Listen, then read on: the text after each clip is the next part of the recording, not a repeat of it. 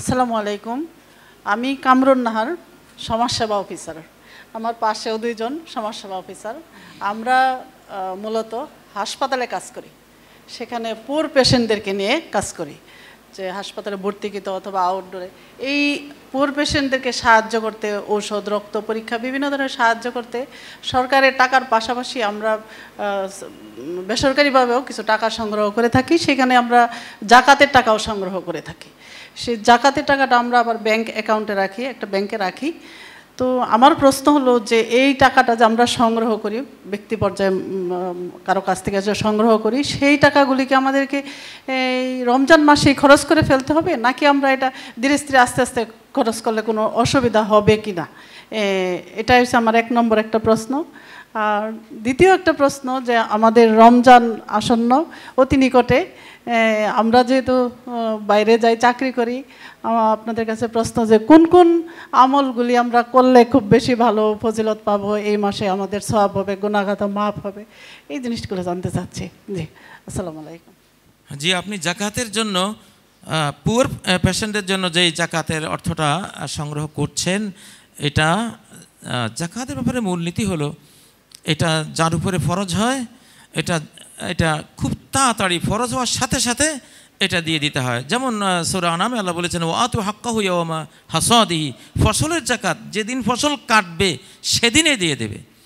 আবার ব্যবসায়িক পণ্যের জাকাত যেদিন ফরজ হবে, যখন জাকাত ইয়ার আপনার পূর্ণ হবে তখনই আপনি দিয়ে দেবেন। এটা যদি বিলম্ব করেন, কতটুকু বিলম্ব করতে পারেন? ওলামায়ে কেরাম সর্বোচ্চ 1 মাস গবেষণা করে বলেছেন, সর্বোচ্চ 1 মাসের মধ্যেই জাকাত দিয়ে আপনাকে জাকাত মুক্ত হতে হবে।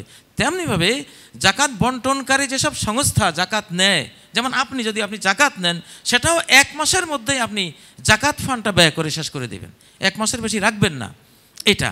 আর সারা বছর যেটা আপনি করতে পারবেন সেটা সাধারণ সাদাকা থেকে করবেন। জনকল্যাণের কাজ মানুষ সারা বছরই করে। জি, একটা হলো সাদাকা আম্মা, একটা হলো জাকাত।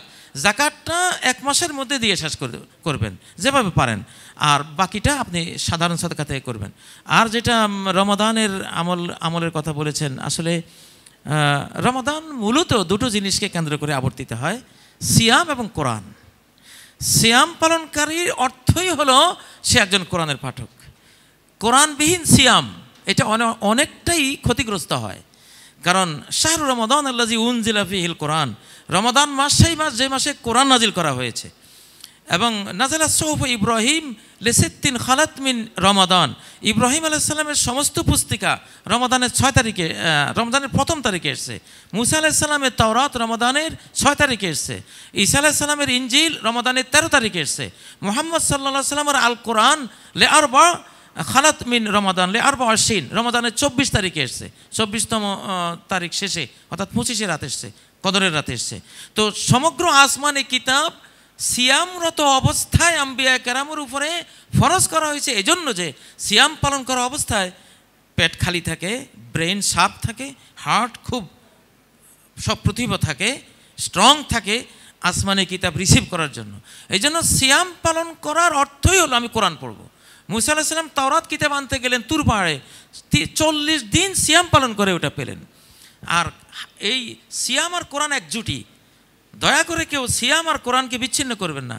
সিয়াম মুখে অবশ্যই কোরআন আপনি নেবেন, কোরআন পড়বেন দিনে রাতে যখন পান তখন, এবং আখিরাতেও সিয়াম আর কোরআনের জুটি অব্যাহত থাকবে।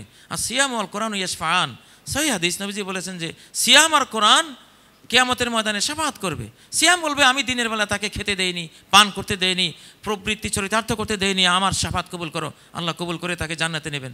কোরআন বলবে রাত্রে আমি ঘুমোতে দেইনি, আমার শাফাআত কবুল করো তার জন্য, আল্লাহ তাআলা শাফাআত কবুল করবেন এবং তাকে জান্নাতে নেবেন। অতএব সবচেয়ে বড় আমল হলো সিয়াম আর কোরআন। আর এর পাশাপাশি তারাবি আছে, 5 ওয়াক্ত সালাত তো অবশ্যই পড়তে হবে। আর প্রত্যেক শ্রেণীর একটা বিশেষ ইবাদত থাকে, যেমন ধনীর অন্যান্য আম ইবাদতের সাথে তার বিশেষ ইবাদত দান করা। আলেমের আম ইবাদতের পাশাপাশি তার সবচেয়ে বড় ইবাদত হলো ইলম দান করা। একজন নারীর সমস্ত ইবাদতের পাশাপাশি তার সর্বোচ্চ একটা ইবাদত হলো হিজাব মেনটেন করা, একজন মা হিসেবে, নারী হিসেবে। তো এই আমলগুলো করবেন। আর সাহাবীদেরকে নবীজি বলেছেন 4টি কাজ বেশি করো রমজান মাসে। 2টি হলো আল্লাহকে খুশি করার জন্য, আর দুটি হলো নিজের জন্য, আল্লাহকে খুশি করার জন্য যে দুটি করবা সেটা হলো শাহাদাতু আল্লাহ ইলাহা ইল্লাল্লাহ ওয়াল ইস্তিগফার, বেশি বেশি আশহাদু আল্লাহ ইলাহা ইল্লাল্লাহ, যত হাজার বার পারেন আশহাদু আল্লাহ ইলাহা ইল্লাল্লাহ এটা উচ্চারণ করা, আর আস্তাগফিরুল্লাহ আস্তাগফিরুল্লাহ, ইস্তিগফারের বিভিন্ন কালিমা আছে, সে ইস্তিগফার করা আল্লাহর কাছে, এই দুটো আল্লাহ খুশি হবেন। আর দুটা নিজের জন্য, তাসআলুনা আল্লাহুল জান্নাহ ওয়া তাউযুনা বিহি মিনান নার, আল্লাহর কাছে জান্নাত চাইবেন, এটা নিজের আপনার জন্য। আল্লাহর কাছে জাহান্নাম থেকে মুক্তি চাইবেন, এটাও আপনার জন্য। তাহলে চারটা জিনিস নবী সাল্লাল্লাহু আলাইহি ওয়াসাল্লাম বলেছেন বেশি বেশি করার জন্য। আর দান, সাদাকা, যাকাত ইত্যাদি ইত্যাদি, এগুলি আসলে ছোট্ট প্রশ্নের আসলে আমরা বলতে পারবো না, বিস্তারিত আপনারা বই পড়ে জানবেন ইনশাআল্লাহ।